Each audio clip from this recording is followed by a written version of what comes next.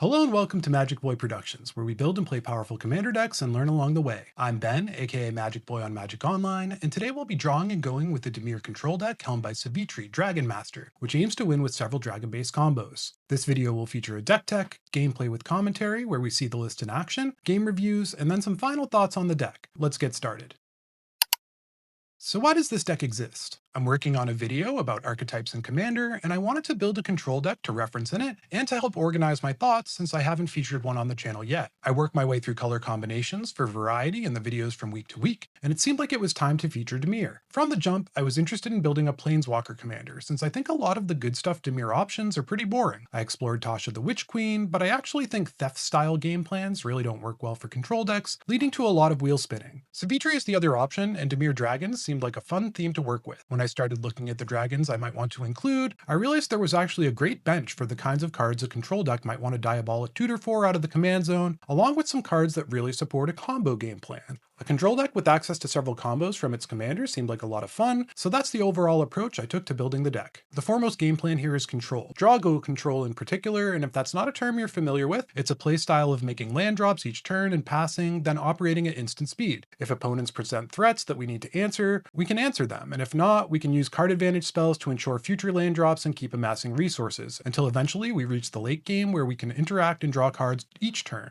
The way the deck wins will almost always be through one of several combos that involve dragons, meaning that we have expensive access to them through the command zone with Sivitri. The premise of a control combo deck involves exhausting opponents' resources into the late game, and then enacting a combo that wins the game in a single turn, quickly slamming the door shut. Obviously, with Sivitri at the helm, we want to get the most out of our dragons, so we built a package of them that either supports the control game plan, or is a piece that lets us win the game outright. We aren't really a dragon kindred deck, aiming for a critical mass of dragons and kindred support, but I did want to pay some homage to one of Magic's favorite creature types by making sure they'd play a real role in every game. Our early game is going to be about using cantrips and ramp spells to develop our mana in our hands, so that when we enter the mid game, we're equipped to deal with what other players are getting up to and continue to amass resources. We'll often deploy some mass removal in the mid game to slow things down, and we should be looking at what we've drawn to identify which of our combo lines will be best to pursue. Our late game is all about putting together our combos. Some games it will involve wiping the board so that opponents spend time rebuilding, giving us a window to combo off afterwards, while in others we'll just be patient, gathering enough mana to combo off with some counterspell backup. In longer, grindy games, Sivitri really shines, providing inevitability when we might otherwise end up low on resources. Speaking of Sivitri, despite being a planeswalker, which means she'll be assassinated as soon as she hits the field, she really doesn't make players nervous from the command zone. Her plus ability is very underwhelming, which makes her ultimate less of a concern. We're more likely to be targeted when it becomes obvious we're a control deck than we are because of our commander. Sivitri isn't necessary to win, but she can definitely help. We focus on her -3 ability, and while we're set up well to use it, it's still quite expensive and telegraphs what we're planning to do. Sometimes we'll just find combos without her and never cast her, so it isn't a big deal if we never get to put her to work. Her primary value is actually opening up a Drago style game plan. That mode of control deck doesn't often work in modern commander games, where control decks are more about engines. Sivitri provides us with the inevitability that players look to those engines for, either helping by finding pieces of our wins, or helping find powerful dragons that can enact our controlling game plan. Because of hoarding Broodlord, she's actually a very expensive triple tutor in the command zone, which means that as long as we can survive long enough to generate the mana we need, she is effectively a single card win condition, albeit in a convoluted and mana intensive way. Getting into the actual cards that make up the deck, I want to go through the combos available. There are a few of them with some overlapping pieces, and that fact is one of the primary strengths of the list. Based on what pieces we find in the course of the game, knowing how to enact the combo that will work best is key to success with the deck. The first combo is Astral Dragon and Machine God's Effigy. This doesn't have any overlap with other combos, but both cards can do some interesting work on their own. The combo requires that we play our Machine God's Effigy naked, not turning it into anything, so that when we target it with Astral Dragon's ability, the resulting dragon copies can do the Machine God Effigy's thing. The result is infinite blue mana and infinite creature copies of whatever non-creatures are present on the board, which will usually represent a win since it unlocks the ability to chain card draw spells or cast Sivitri multiple times. Sometimes opponents will have permanents that just make it a win all by itself, such as permanents that draw cards, letting us draw our whole deck, or haste enablers, which mean we can attack for the win with an arbitrary number of 3/3s. Sometimes though, we're better off using these cards in a non-combo fashion to generate massive advantages. If opponents have powerful targets, like say Rhystic Study, we should probably just pull the trigger and copy them, and then parlay the advantage we gain into enacting another combo. Next up is the most convoluted win condition in the deck, which relies on looping Kyrie the Swirling Mist to use its second death trigger option to mill our entire library and win with Jace or Thassa's Oracle. Doing so requires that we have Kyrie in one of several ways to get her into the graveyard. Saw in half will generally be the best way to do that, since we can pick it back up each time and saw the resulting token in half to keep going. Fake your own death and reanimate can also work out as long as we have another sacrifice outlet. Most of the time we'll want Jace or Thassa's Oracle available already when we start the loop, but we can reanimate the Oracle if we need to mill it and dig, and the loop will generally find us some counterspells to protect us as we go. Kyrie is involved in the next line as well, but alongside Hidetsugu. This team-up legend can set up a win by putting Enter the Infinite on top of our deck. We then find some way to kill them off, casting the massive spell for free to put our whole deck in our hand and deploy one of our empty library win conditions. We can win for just 7 mana if we have a sacrifice outlet on the board already and Thassa's Oracle available in our hand or our deck, making this our most efficient win condition. But it can be vulnerable to disruption since someone could kill H&K with the Brainstorm trigger on the stack. For that reason, Saw in Half shines again, since we end up getting multiple triggers and can stack them appropriately to ensure a win. The last card to mention in this section is Hoarding Broodlord, which is something of a one-card combo that can be used to set up whatever line we want. The most common play pattern here will be to tutor up Saw in Half, which nets us 2 more Broodlords and 2 more tutors, and we can go from there. Mixing in Reanimate and Sacrifice can allow for massive mana generation if that's what we need. With Sivitri, we effectively have Broodlord in the command zone, which is incredibly powerful. If we were more dedicated to speeding out Broodlord, this really wouldn't be a bracket 3 list, since that's in the realm of fringe EDH decks. But since we aren't focused on doing so, it ends up being a source of inevitability more than anything else. We have 5 more dragons at our disposal, all of which can be found to enhance our control game plan. Ancient Silver Dragon covers card advantage, while Deathbringer Regent and Scavenger Regent cover our board wipe needs, with the latter shuffling itself back into our library to be tutored up again when we have plenty of mana. Bahamut can deal with any problematic permanents, and if we get to a 1v1 can be a win condition all by itself, and Transcendent Dragon is becoming a bit of a pet card for me at this point, but the option to tutor up a swingy counterspell can be game-winning in a heads-up endgame, and its effect is just as welcome in plenty of other late games. Speaking of counterspells, as we get into the nuts and bolts of our draw go plan, they're an important part. We play 9, aiming for a variety in terms of efficiency and impact. In lower brackets, I'm a firm believer in having some more expensive counterspells that are extremely flexible or provide powerful swings, because there's usually a point in the game where efficiency doesn't matter as much as raw power. Baking card advantage in instead of maxing out on cheap options makes the draw go game plan much more robust, effectively tacking card draw spells onto our interaction. We also feature 5 spot removal spells for creature-based threats that we can't interdict. Often, the role of these spells will be to help preserve our life total in the earlier mid-game until we can unleash a board wipe, but they can also be used to break up engines that rely on creatures. In addition to the 2 dragons we already covered, we play 4 more sweepers. All of them don't particularly care about indestructible threats, and our mass bounce spells synergize with our value creatures and dragons,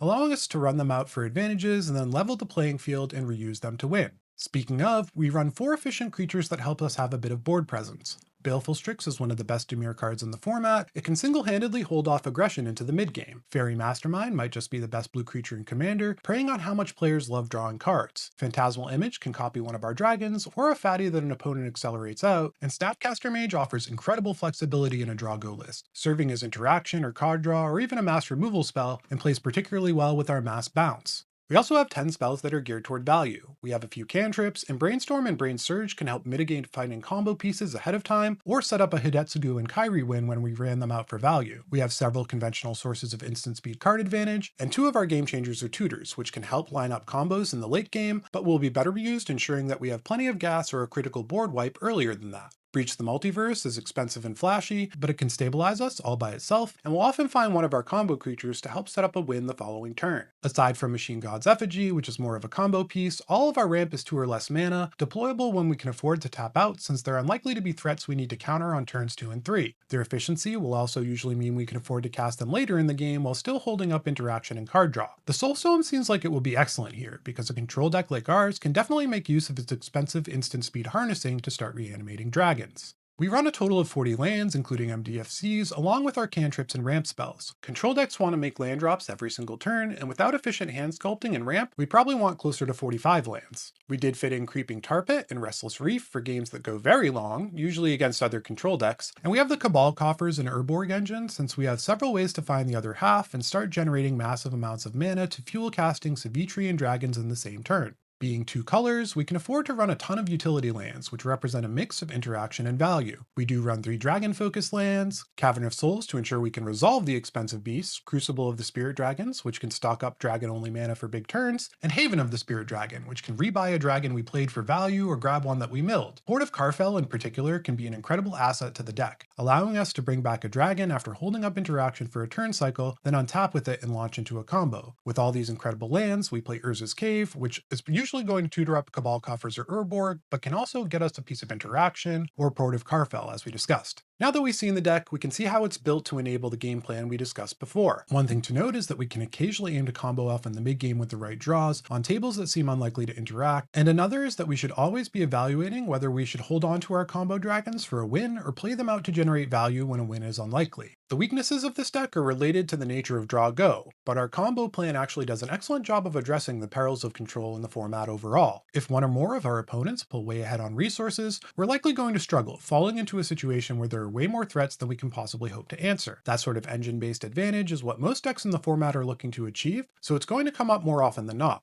Aggro decks prey on control decks in 1v1 formats, and that dynamic extends into Commander. It's less likely that they can just run us down, but if one player comes at us and we have to spend resources dealing with them, it will present an opening for other opponents to do even scarier things. Because we're Dimir, we're going to struggle to answer non-creature permanents that slip through our counterspells, and our overall lack of board presence means that we'll often be open for business for decks looking to get value off attacks or combat damage triggers, and if that adds up too much, we might need to do something about it before we'd otherwise want to. Overall, control decks have a lot of counterplay to their weaknesses just because of their overall plan, and the best asset for doing so is format knowledge and threat assessment. You don't need to counter every spell, just the ones that matter, and developing the instincts and pattern recognition about what qualifies is something that will only come with experience. That factors in most heavily against preventing opponents from putting together engines. Usually those engines require 2 or 3 cards to get going, so understanding what piece is most important in dealing with that can effectively invalidate the other elements. Massive card draw or mana spells can also be worth shutting down, since they can have a cascading effect on what we have to deal with on future turns. When an aggro player comes after us, politics can often be the best recourse. This depends heavily on the makeup of the table, but often there will be a notorious commander in the pod, and we can make deals with the aggro player to buy ourselves time, promising to hold up specific interaction to prevent a specific outcome. You're actually better off negotiating a mixed arrangement than a full ceasefire, along the lines of, hey, I know I'm the control deck and you have to pressure me, but maybe just attack me with that one creature and use the rest to start going after so-and-so who's going to do something scary soon, and I'll be ready to counter their board wipe or their combo piece. That sort of grounded deal makes you seem reasonable and is more likely to succeed, but if you're in a stronger position, feel free to play hardball. For non-creature permanents, it really circles back to threat assessment and format knowledge. If you suspect that you're going to need your counterspells to deal with them, you can try to plan accordingly, and you may need to let some scary creatures resolve or smack you around a bit in order to deal with the real threat. To help assuage lack of board presence, it can be worthwhile to fire off a removal spell when someone attacks into your open mana. It might not be the most optimal use of a spell in the moment to trade 1 for 1 and save a few life, but in the long term, it can save much more life when opponents respect the threat to their board posed by your untapped lands in full hand. You can also run out dragons in the mid game to help just serve as blockers. Now that we know about our deck and our game plan, let's jump into some games and see the list in action.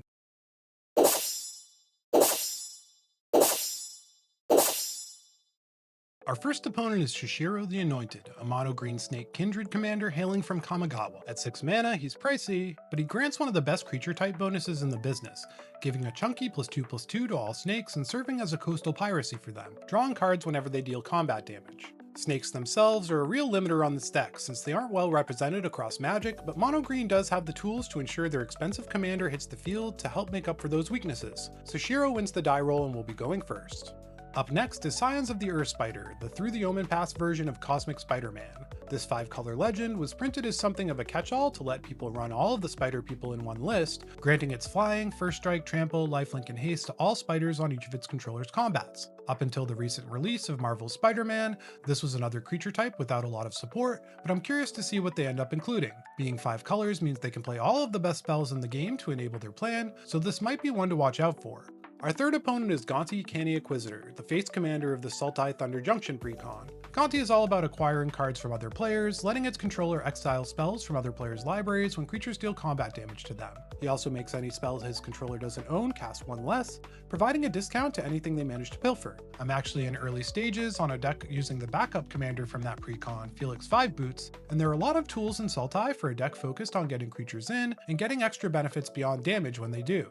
Our opening hand is decent. We only have 2 lands, a counterspell, and 2 combo pieces, and a tutor along with a mana rock. Enter the Infinite is completely uncastable, but we've actually got a potential turn 5 win brewing, albeit a fairly vulnerable one. It's worth noting that this pod was listed as bracket 3 to 4, so our opponents could be packing some real heat. I have faith in this list though, so I wanted to see how it stacked up in a mixed environment. Everyone else keeps 7 cards too, and Sushiro kicks things off with a tapped Ornreef the Vastwood. Earth Spider plays Taiga and casts a Delighted Halfling, which could present some problems for our counter magic aspirations. Gonti plays Command Tower and gets right into it, firing off the first game changer of the set, Vampiric Tutor. Generally, turn 1 Vamps are grabbing a Soul Ring, so we won't be surprised if we see it hit next turn. We draw Haven of the Spirit Dragon. A land is definitely welcome, but it's one that can be awkward in the early game. We play our Creeping Tar Pit and pass, not feeling the need to pay 3 life for the capability to hold up a counterspell even after an early tutor. Sushiro just plays a Forest and passes. Earth Spider plays Scrubland and has a tutor of the demonic variety, and we have no idea what they might be grabbing. Gonti plays Tropical Island, then their incredibly shocking Mana Rock. They follow up with 3 visits, grabbing a Zagoth Triome, and have likely seized table aggro for the time being.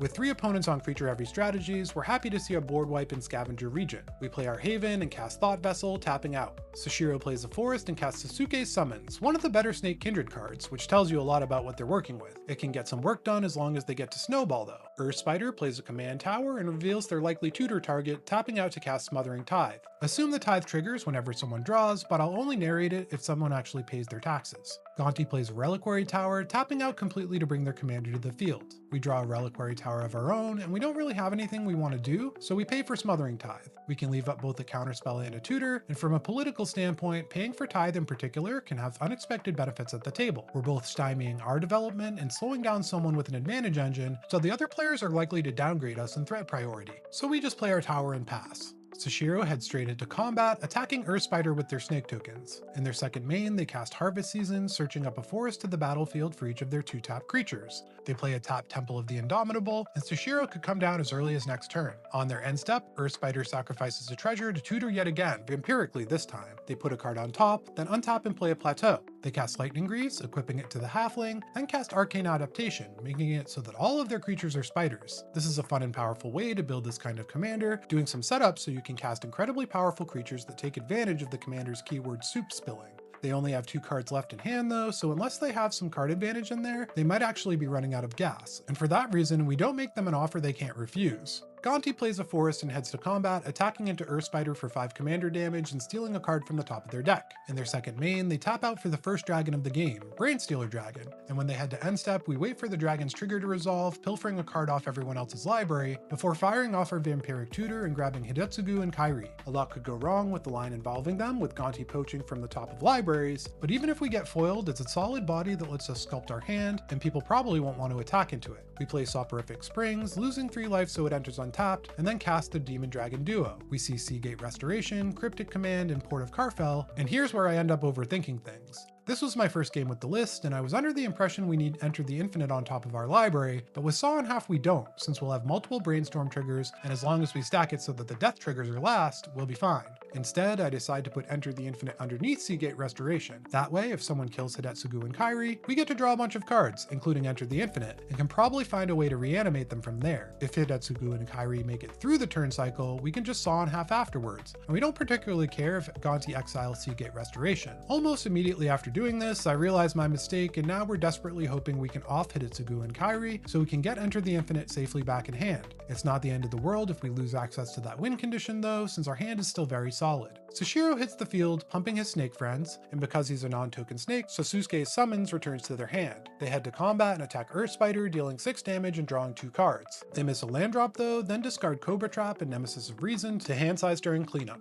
Earth Spider plays Cavern of Souls, naming spiders, so counterspells definitely won't be helping us stop their development. They tap 4 lands in the Halfling for Wooburg to cast their commander, then follow up with Malignus, currently a 2020, yikes. They head to combat, and Earth Spider shares the keyword love with the massive Spider Elemental Spirit. They swing Earth Spider at us and Malignus at Sushiro. We're thrilled to throw Hidetsugu and Kairi in the way, and Sushiro takes the hit, which cuts their life total in half. When the dynamic duo dies, we get to cast Seagate Restoration for free, and we launch the damage part of the trigger at the spiders since they gained a ton of life. We draw 6, recouping our Enter the Infinite, along with a very spicy Breach the Multiverse, Undercity Sewers, Deathbringer Regent, Wayfarer's Bauble, and Baleful Mastery. This does give the spider a ton of treasures, but with 1 card in hand, they don't have anything to spend it on. Gonti plays the Spider's City of Brass, then casts Gonti, the mono black one, targeting us to pick the best card out of our top 4. They found our Fel the Profane at some point, and unleash it for just 3 mana to take out Malignus. Apparently they think we're the best target for theft because they swing Sultai Gonti at us, connecting for 5 commander damage and another card off the top of our library. They take a little pain from City of Brass to cast our Demonic Tutor on the cheap, then add more ill-gotten gains to their pile with the Brainstealer Dragon trigger on end step. We draw Thassa's Oracle, which is actually sort of welcome since there's a chance Gonti has been poaching our win conditions. We play Undercity Sewers, surveilling Watery Grave into our graveyard, then cast Wayfarer's Bauble. Being able to keep up our counterspell, removal spell, and Bauble activation is a solid set of options while we climb our way back towards getting a second crack at Hidetsugu and Kairi with Breach the Multiverse.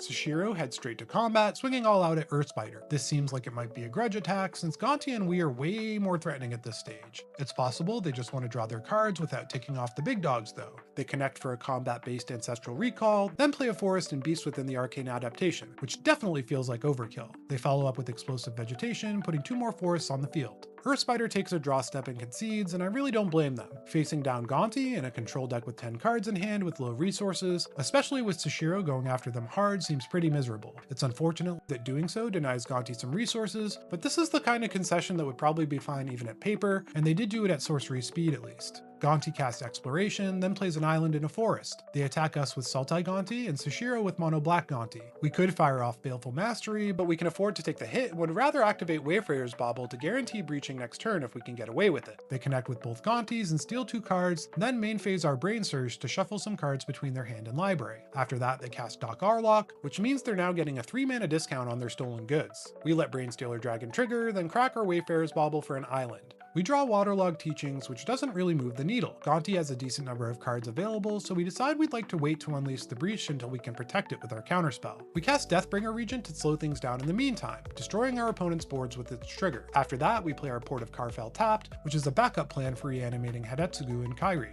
Sushiro plays a Forest and starts their rebuild with Sereth the Viper's Fang, then casts Sasuke Summons. They follow up with Steve, which sends their summons back to their hand, then activate Oran Reef to put +1/+1 counters on all 4 creatures. Gonti plays one of Shishiro's forests, then a Misty Rainforest. They crack it for Underground Sea, then tap out to cast Villainous Wealth with X equal to 8, targeting us. They hit well, getting to cast Hoarding Broodlord for Phyrexian Altar, Talisman of Dominance, Brainstorm, and Toxic Deluge for X equals 6 for free. The Deluge wipes the board, then they resolve the rest of the spells, tutoring up a card when the Broodlord enters, and then pass to us. We draw Transcendent Dragon, and it's tempting to get cute and play a more controlling game, but we stay on plan. We play Inundated Archive, then cast Breach the Multiverse, milling 10 from everyone, and reanimating Hidetsugu and Kairi, Brainstealer Dragon, and Sereth. We've learned our lesson, so when we brainstorm with H&K, we just tuck away Thassa's Oracle and a land, adding Soul Ring and Ashnod's Altar to our hand. Since we're the Inquisitor now, Brainsteel Dragon damages each of our opponents for our stolen creatures' mana values. On our end step, we exile Invisible Stalker and Colony Garden with the Stolen Dragon, which aren't likely to be relevant. Seshiro casts Guardian Project, then Sasuke summons, and follows up with Shisato Whispering Hunter, which draws them a card and rebuys the summons yet again. Gonti plays Polluted Delta, cracking it for a swamp, then casts our Machine God's Effigy. We don't want them tutoring again with Broodlord, so we make them an unrefusable offer. They get 2 treasures, then cast Seshiro's Emerald Medallion before recasting their commander. They use Gonti to help convoke out the card they tutored for, Court of Locthwain, becoming the Monarch, and then draw a card on end step as they pass to us. We redraw our Clearwater Pathway, and the coast seems pretty clear for a win. We cast Soul Ring, then play the Pathway in blue mode, and saw Hidetsugu and Kairi in half. The 2 token copies enter, and we have to pick one to keep, which gives us 2 Enters triggers and 2 Death triggers. We stack it so the Enters triggers happen first, brainstorming twice and putting Enter the Infinite on top of our library so we can cast it for free with the first Death trigger. We put our whole library in our hand, putting Urza's Cave on top, sure why not, and send 12 damage Gonti's way. The final trigger exiles Urza's Cave, and we follow up with Thassa's Oracle. Gonti Deadly Rollicks our Stolen Seraph with the Merfolk on the stack, but it and its trigger resolve, meaning we win the game. Good game to our opponents. The Gonti deck got off to a fast start and felt like the greatest threat to us throughout the game. They had access to a lot of cards and mana, but they never managed to pressure our life total much, despite being left almost completely alone by the other players. We can't even say that they got shafted in terms of what they managed to steal, because they got a lot of straight up bangers from us. It might be symptomatic of a theft deck mentality where their list is mostly support for stealing without a plan to close it out, looking to cobble together a win from what they find. Those decks do tend to fizzle out more often than not, but they can be a lot of fun when you manage to assemble weird synergies and combos from across different decks, so I can see the appeal. Sashiro was exactly what we expected in terms of their deck, though the old school commander seemed to come with some old school flair. I've actually been pretty unimpressed with Kindred decks since coming back to Commander this summer. Most of the lists I see feel like they want to be aggro decks, but have skewered their plan by building the deck as a mid-range list with obvious Kindred synergy force multipliers. They're usually vulnerable to board wipes and top deck poorly because so many cards in their deck want a bunch of snakes or zombies or spiders in play. In terms of gameplay, it seemed like this player wasn't really operating with much threat assessment, opting to go after the player who knocked them down to 20 in one hit instead of working against the players who were genuinely ahead. Getting a little revenge is totally fine, but I'd say they went overboard, and it benefited Gonti and us just as much as it hurt the Earth Spider. Speaking of, I like the arcane adaptation approach to that deck. Being able to play good cards and then make them better is a solid plan, minimizing the force multiplier issue I mentioned. There are probably some very interesting interactions when things that aren't supposed to be spiders become them too. They probably play a few versions of that effect, or maybe just a lot of tutors, since theoretically that deck could have been bracket 4. Capitalizing on massive creatures like Malignus is interesting, since it really pays off the haste, trample, and lifelink, but I'd probably just want to curve out with efficient, aggressive creatures and then boost them up if I were building a deck like this. We should talk about their threat assessment too. Malignus probably should have come after either Gonti or us, and that would have left room for them and Sashiro to work together to help deal with the two players who were running away with the game. It also seemed like they would have been better off tutoring for some sort of card advantage, because making a big scary play like a hasty lifelink Malignus without any backup isn't going to go well very often. This was the first game I played with the list, and it definitely showcased the combo side more than the control side. We had answers in hand, but we were never really under pressure to use them, and we just kind of found everything we needed despite bungling our first Hidetsugu and Kairi attempt. There were a few lessons in that series of accidents, but the positive one was that it can be very worthwhile to play H and K for value. We don't always need to combo with it. We can draw a ton of cards or wipe the board at instant speed, and that will definitely impact how I view the card going forward, which is important since we can always tutor for it from the command zone. Let's check out another game.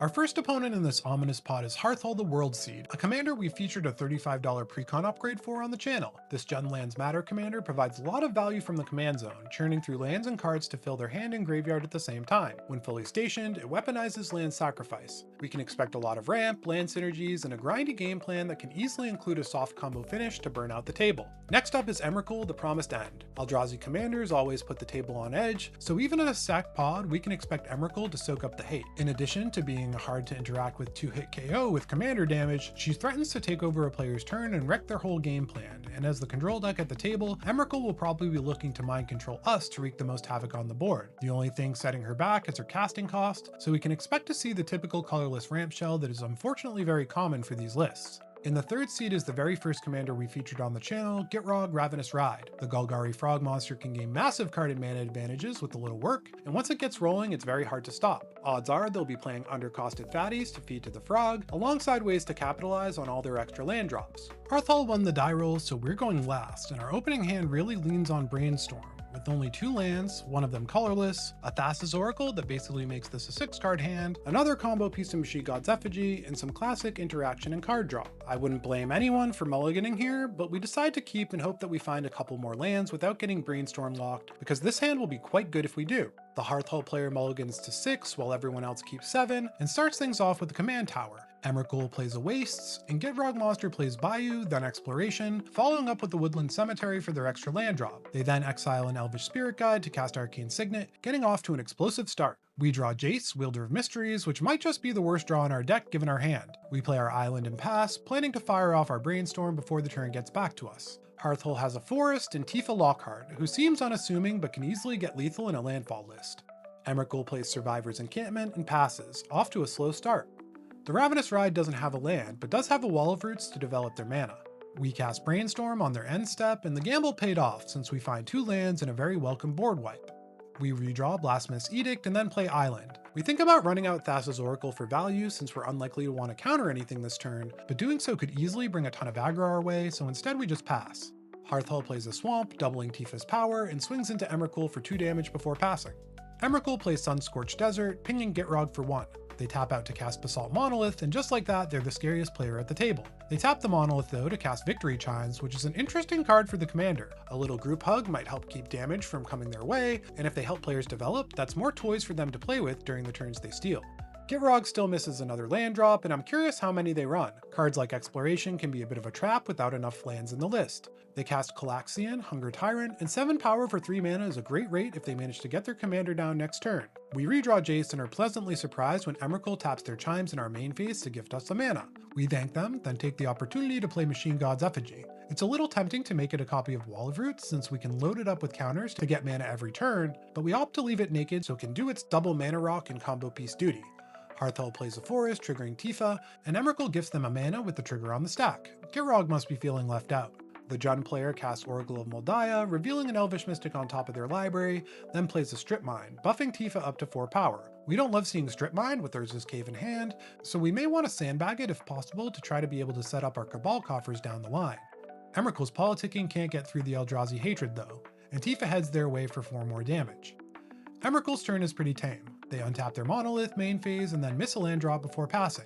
Gitrog uses 2 lands and a toughness from Wall of Roots to cast Garruk's Uprising, which goes great with their commander. Emrakul uses Chimes to give them a mana in response. The enchantment seems to have drawn them a land, a Cabal coffers of their own, which is a bold play into an open Strip Mine, and unfortunately doesn't help their mana issues at this stage. They cast Birds of Paradise and are finally poised to cast Gitrog next turn, and head to combat, exhibiting good threat assessment by swinging at us. If they've sniffed out that we're a control deck, they'll be well aware that we're the biggest problem when it comes to resolving and connecting with their frog. We draw Astral Dragon, which means we have a chance to just win once we get to 8 mana. Neat. We play our Urza's Cave, and when we go to past phases, Emrakul sends another mana our way. We could main phase Factor Fiction and keep up Counterspell, but we'd probably have to discard, so we decide to pass on the mana and keep our options open. If we can Factor Fiction before untapping, we'll be better off, and we don't really need anything but lands at this point. Hearthal's draw step reveals a forest on top, and before doing anything else, they cast their commander. They play a Bloodstained Mire, triggering Tifa, then crack it for Zayator's Proving Grounds, doubling her power again. After the shuffle, Oracle reveals a Lotus Cobra on top of their library. They use Mooly Dooly to station Hearthal, then activate the spaceship to sacrifice a forest and draw 2 guards, revealing a Bajuka Bog. They use one of their remaining land drops to play it, buffing Tifa to 8 power and exiling the Golgari deck's graveyard. And we see Valakut Exploration thanks to the Oracle. They play a Commercial District, leaving the powerful landfall enchantment on top, but also making Tifa a 16/16. Rather than smashing someone though, they tap her to make Hearthal fully operational, which might be the scarier outcome in the long run. Emrakul still seems to be having trouble finding lands, but they're still able to accelerate their mana development by casting Blinkmoth Urn, which will actually speed up our win by a turn as it stands, while getting them up to 10 mana next turn, assuming they untap their Monolith.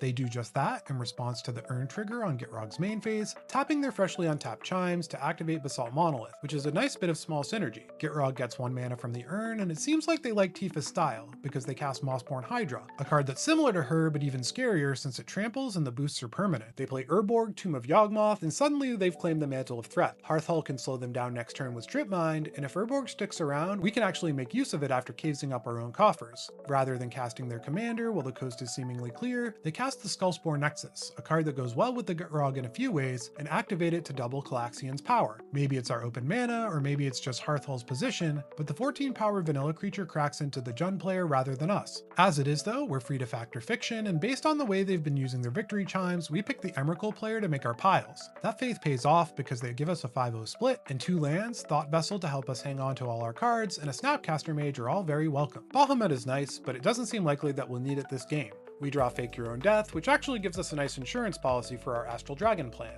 Urn triggers on our main phase, and they give us Chimes mana too, which they really probably shouldn't be doing. They've been selective about their mana socialism though, so they obviously decided they want to support us, but that'll probably change pretty soon. We have exactly 8 mana once we play our Underground River, and with everyone mostly tapped out and the Gitrog player at 0 cards in hand, we decide to go for it. We cast Astral Dragon, creating 2 3/3 copies of Machine God's Effigy, which we then make into another Astral Dragon and an Oracle of Moldiah in case we end up needing more black mana to speed things up. We let our opponents know that this is a win since we'll be able to draw our whole deck by copying Garruk's Uprising, then cast Jace, Wielder of Mysteries. We keep going through our combo in the meantime, building up a stockpile of Astral Dragon mana rocks and triggers. Hearthal is the first to scoop, and we start copying Garruk's Uprising since we can speed things up a lot with the right draws. Our opponents both scoop with some triggers left on the stack though, meaning we win the game. Good game again to our opponents. This deck really shouldn't be able to win on turn 5 without a Soul Ring opener, but Emrakul's benevolence and luck of the draw made it possible. There are a few interesting things to talk about from this game. The Hearthal player was just kind of doing their thing, and their thing probably would have ended up a problem if the game had gone on any longer. Land-based strategies are hard to interact with and tend to be very resilient, and Hearthal in particular can sneak in wins. As expected, despite only casting 3 spells, Emrakul soaked up a disproportionate amount of threat. Their playstyle was intriguing though. I hope they took the lesson of not group hugging the Dimir deck too hard to heart, but the use of the chimes was definitely thought-provoking, and reminded me that I really need to build a political deck sometime soon. I'm a firm believer that generosity, especially outside of a dedicated group hug deck, can pay dividends, but unfortunately for them, we were killing the table rather than being selective. I was really tempted to ask the Gitrog player how many lands they run, but I didn't to avoid inducing any additional field bads. I think most players don't run enough lands, especially when it comes to supporting cards like Exploration and Burgeoning, especially when they're also running mana dorks. There's a natural tension between other sources of ramp and extra land drops, so I'm guessing their stumbling was due to some fundamental issues with their mana base. I was also surprised that they didn't pull the trigger on the Ravenous Ride on their final turn. We had open mana, sure, but they were basically out of gas and could just keep jamming their commander in future turns with their Cabal coffers online. We actually would have let it resolve and even let it through, opting to Factor Fiction and then blow up the world next turn. Those were both quick games, so let's do one more.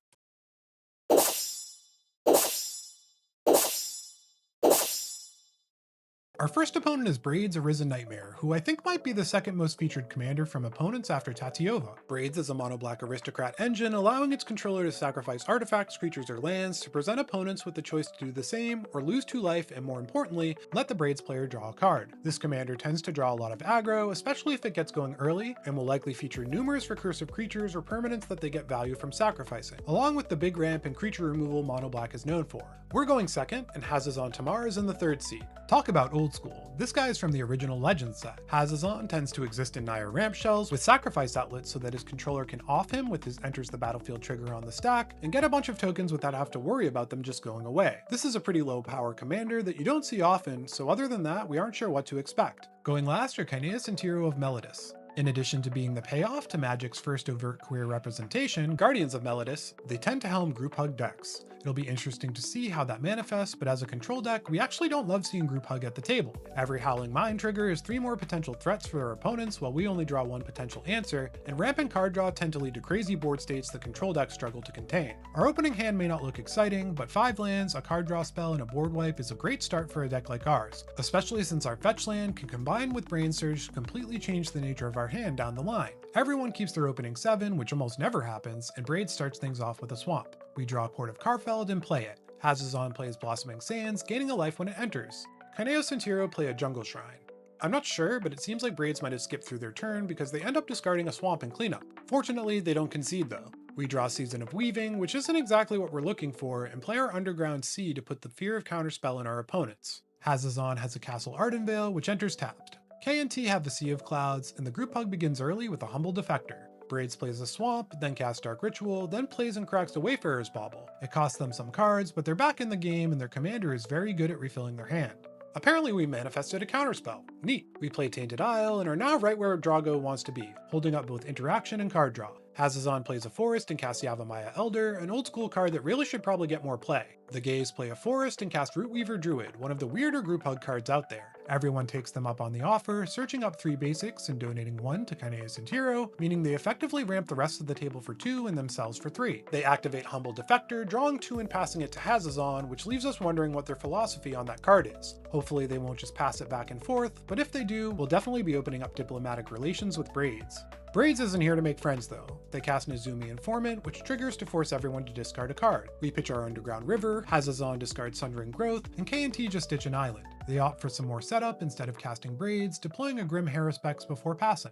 We fire off our Brain Surge, finding Demonic Tutor, Lorien Revealed, Fake Your Own Death, and Phyrexian Altar. We have no intention of running out a naked combo piece, so we put Altar back first, then Fake Your Own Death, and we redraw the combo piece we can just keep in our hand and maybe get some value out of. We play Misty Rainforest and consider our options. Demonic Tutor is tempting, but that's a high threat play, and with a group hug deck at the table, we're better off waiting until we draw into a game plan and can find something to help make it happen. We have some options to interact as needed, and we have 2 board wipes to slow down the tempo of the game on future turns, so we just pass, totally fine potentially doing nothing this turn besides cracking our fetch.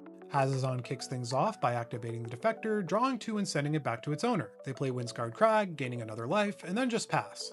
K&T cast their commander, then cast Howling Mine. It seems like they're the classic style of group hug deck that just spews resources to everyone rather than a more tactical version. We're not complaining just yet though, because they give us the defector on this activation, then head to end step. Kineas and Tiro trigger, and we respond by island cycling Lorien Revealed for an Undercity Sewers, preserving our fetch shuffle and getting a surveil. With lands in hands, we're much better off taking advantage of the ramp option than drawing cards, since Howling Mine and Humble Defector will be taking care of that. Kineas and Tiro play an island and draw, and our other two opponents draw as well, either out of lands or not aware of the best way to approach the K&T trigger. Our Surveil trigger reveals Urza's Cave, and we keep it on top. We're looking for something to go with Demonic Tutor, and that lets us set up Cabal Coffers and Urborg. With plentiful card draw, we want access to as much mana as we can get, so as far as group hug games go, this one is working out alright for us so far. Braids gets to draw an extra card and plays a swamp, then their commander. They follow up with Jadar, which will give them sacrifice fodder each turn. They head to end step, sacrificing their informant, which triggers the Haruspex. We can't sacrifice a creature and nobody else wants to, so Braids draws 3 and we each lose 2 life. Jadar makes them a decayed zombie token, then they discard a Smothering Abomination and an Ichor Wellspring. We draw Urza's Cave and Baleful Strix. We play the cave, then activate the defector, sending it back to Kineas and Tiro and drawing a Talisman and Ancient Silver Dragon. We cast our Talisman, then Baleful Strix, drawing a Flooded Strand, and pass, keeping up our interaction and our Urza's Cave activation. With Port of Karfel in play and a lot of card draw in store, we opt to discard Ancient Silver Dragon to hand size, assuming we can get it back in the future if we need it. Hazazon is hanging on to their Elder and gets to draw an extra card thanks to Howling Mine. They cast Karmic Justice, and we're beginning to suspect this is something of an old school deck, which makes sense given the commander. They follow up with Mobilization, another card from yesteryear that feels a bit underpowered in 2025, but is actually a fairly reasonable, repeatable token generator provided that you have tons of mana. Kineas and Tiro get their extra draw and have apparently decided that Braids needs to be slowed down through a Vow of Loyalty, though that's a dubious prospect considering their Grim Haruspex. Hazazon and we don't have a choice, and the other players opt to keep their commanders. All of them get Vow counters, meaning they can't attack Kineas and Tiro. Braids gets a draw off Grim Haruspex, and Kineas and Tiro follows up with Temp with Bunnies. Braids and we take the deal, but Hazazon opts out, meaning we each draw a card and make a rabbit, but K&T get to do that 3 times. On their end step, their commander triggers, and this time Braids puts in a swamp, and we put in our Flooded Strand, while the Naya deck draws a card, and K&T draw and put in a Dreamroot Cascade. The Mind keeps on howling, and Braids plays a swamp, then casts Gixian Puppeteer. They follow up with Zulaport Cutthroat, and then an Elderfang Disciple. We discard Fake Your Own Death, Hazazon discard Seed Spark, and Kineos and Tiro discard a somewhat confusing Urza's Mine. After that, they head to end step, sacrificing the Elderfang Disciple to Braids, triggering Zulaport Cutthroat. We sacrifice our bunny, and K&T offers up one of theirs, so Braids gets to draw 1 card, and Hazazon loses 2 life before the Cutthroat trigger resolves, draining the table for 1. On their end step, we fetch up a Watery Grave and let it enter tapped, then sacrifice Misty Rainforest for an island before finally activating Urza's Cave to search up our Cabal Coffers. We draw the Soulstone, or the Terminus of Return, from Howling Mine, then a Fairy Mastermind, which will be pretty good on this board. We cast Demonic Tutor, searching up our Urborg, and then play it before casting the Soulstone. We pass after that, holding up interaction with the plan to harness the Infinity Stone to reanimate our Ancient Silver Dragon next turn. We also plan to draw a ton more cards. We cast Fairy Mastermind in response to the Howling Mine trigger on Hazazon's turn, and they respond by returning the Terminus to dust. That's not worth fighting over, so both spells resolve, and we draw a Command Tower when they draw their second card. They play Diamond Valley, an old school sack outlet, and Sakura Tribe Elder before passing.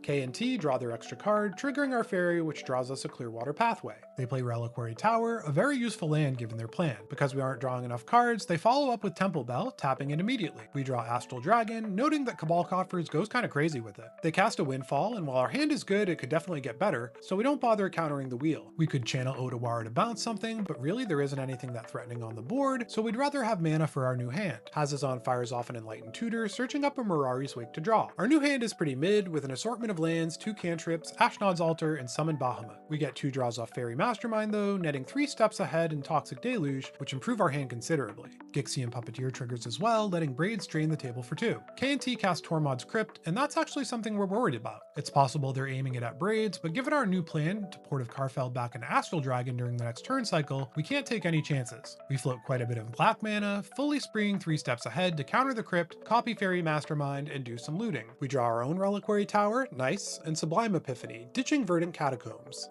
They follow up with Chromatic Lantern, then a Wheel of Fortune, which is fine. We can do better than this hand pretty easily. Our new hand is excellent, featuring Saw in Half, a bunch of removal including Blasphemous Edict, a Factor Fiction, and a Snapcaster Mage. When they pass phases, we use our floating black mana to exile Zulaport Cutthroat with Baleful Mastery, since that's actually the most threatening permanent on the battlefield at the moment. We don't have any lands in hand now, so when K&T trigger on end step, we opt to draw Finding Desertion. K&T get to draw and deploy a forest, and Hassadon puts in a Sacred Foundry and Braids gets another swamp. Seems like they probably just didn't have lands before, or maybe they've realized they probably don't need to draw more cards. Braids' extra mind draw triggers both Masterminds and their Puppeteer, drawing us a Phantasmal Image and a Polluted Delta and draining the table for 2. They cast Soul Ring, then Erebos Bleak-Hearted, which we have to read before ultimately determining it doesn't do that much at present. After that, they cast Elvish Doomsayer, and their discard subtheme seems pretty paltry in the face of the card draw from the Melodous Gaze. They cast Shambling Ghast, and then Mycosynth Wellspring, searching up a swamp, and on their end step they off the Ghast to Braids, triggering Erebos. K&T sacrifice another bunny, but Hassadon and we take 2 and let them draw cards. The Ghast takes out our original Fairy Mastermind, and Braids pays 2 life to Erebos to draw yet another card.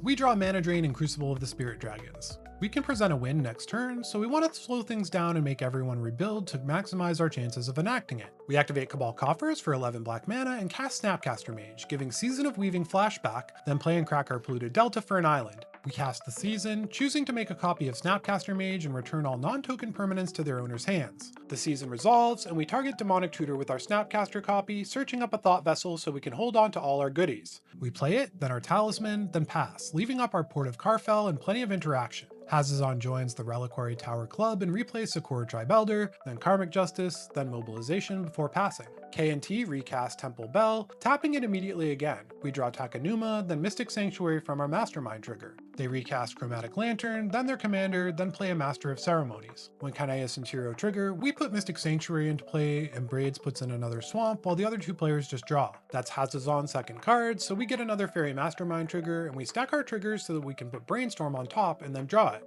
Braids plays another swamp and recasts Soul Ring, then Braids, then Gataxian Puppeteer, then adds a very cool card to the mix in Nightmare Shepherd, before finishing things off with an Elvish Doomsayer. They attack us with a bunny, ow, then sacrifice the Doomsayer to Braids. Nobody sacrifices, so they get to draw 3 while we all lose 2, and we get a Scalding Tarn from our Mastermind. The Puppeteer drains us for another 2, and we discard Scalding Tarn, Eyes in the Skies, and Rite of Flourishing respectively when the Doomsayer dies. The Shepherd exiles it and makes a 1/1 token copy, and then they pass the turn. It's finally time to reveal our evil plan. We activate Port of Carfell, Milling Force of Negation, Hidetsugu and Kairi, Withering Torment, and Machine God's Effigy. We bring back our Astral Dragon, creating 2/3/3 copies of Cabal Coffers. We draw Mnemonic Deluge, but we already have everything we need. We make 38 black mana off our trio of coffers, then cast Sivitri, searching up Hoarding Broodlord, which we cast. We tutor up Jace Wielder of Mysteries, not wanting to mill it, and then saw the Broodlord in half. We get 2 mini Broodlords, tutoring up Kairi, Swirling Mist, and Phyrexian Altar. We cast both, then sacrifice Kairi for a blue mana to mill 6 and return Saw in half and reanimate to hand. We reanimate Kairi, and then saw that dragon in half too, choosing a token copy to keep, which kills the other due to the legend rule. We mill 6 twice, returning Saw in half and a few other cards to hand, then saw the token again to empty our library out entirely. We use 3 of our creatures to help convoke out the Wielder of Mysteries, plussing him and winning the game. Good game again to our opponents. Group hug games can be a control deck's worst nightmare, but none of our opponents ever really managed to present a threat to us. We learned from Table Talk that the Hassadon player had played against the Kinea Centiro deck before and that they won by emptying their library as well, which is an interesting premise but seems tough to pull off while feeding everyone cards. Old school decks like Hassadon's are cool in theory, but they really didn't get to do much of anything in that game, even after plenty of drawing and ramping. The Gays definitely did their thing, but they didn't seem to have any way to break serve their group hug. Generally speaking, group hug decks tend to just give the game to the most powerful deck at the table, and this time that was us. I think group hug is a theme that has so much potential, but that potential lies in cards like Victory Chimes that we saw in Game 2. Selectively helping out players who are struggling or rallying the table against the big bad can make for very interesting games, but the variants that just accelerate everyone's game plan tend to result in games like this where one player walks away with it more often than not. Braids drew a lot of cards even without help and took a lot of game actions, but they never really got the kind of engine going that could start to take down the game. They were the deck I was the most worried about, but they really didn't do anything other than their baseline. I actually think the discard sub-theme is likely a bad idea in a Braids deck. She's already a high threat commander, and attacking other players' hands is going to guarantee the whole table comes after you. I doubt I'll ever build Braids, but if I did, I'd leave out cards like those that are just going to tick people off without actually crippling them. It was nice to show off what Sivitri can actually do, albeit with an absurd amount of mana in this case. I'm also glad that we got to see the Kyrie line in action. There really isn't a lot to say about our play this game. It was more of a demonstration than anything else, which segues nicely into our final thoughts on the deck.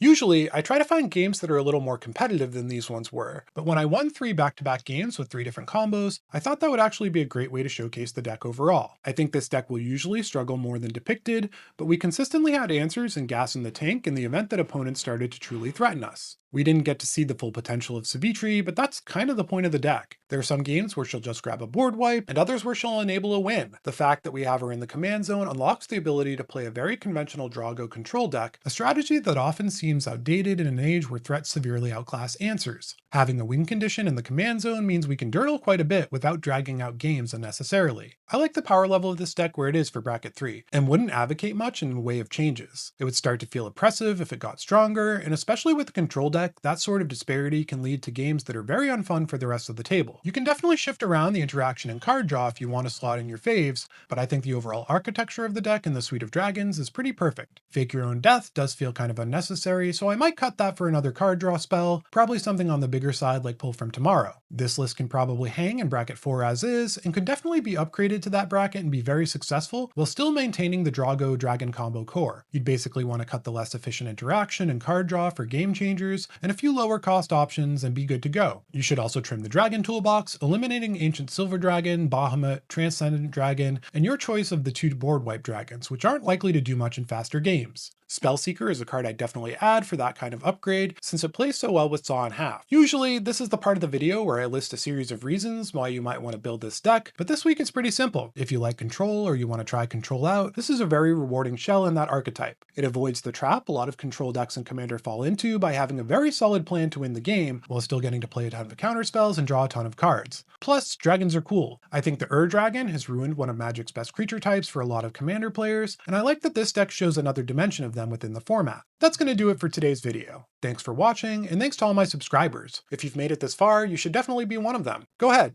click the thing. We're still a small channel, but we're growing faster each week, so definitely like, subscribe, and comment to help that process. In case it wasn't obvious, I love yapping about this game, and replying to comments has been really rewarding. I'm always open to ideas for future commanders or topics to feature on the channel, and sometime in the next month or so, I'll be releasing the first video in a series on becoming a better commander deck builder and player, so stay tuned. Good luck and have fun in your future endeavors. Magic Boy out.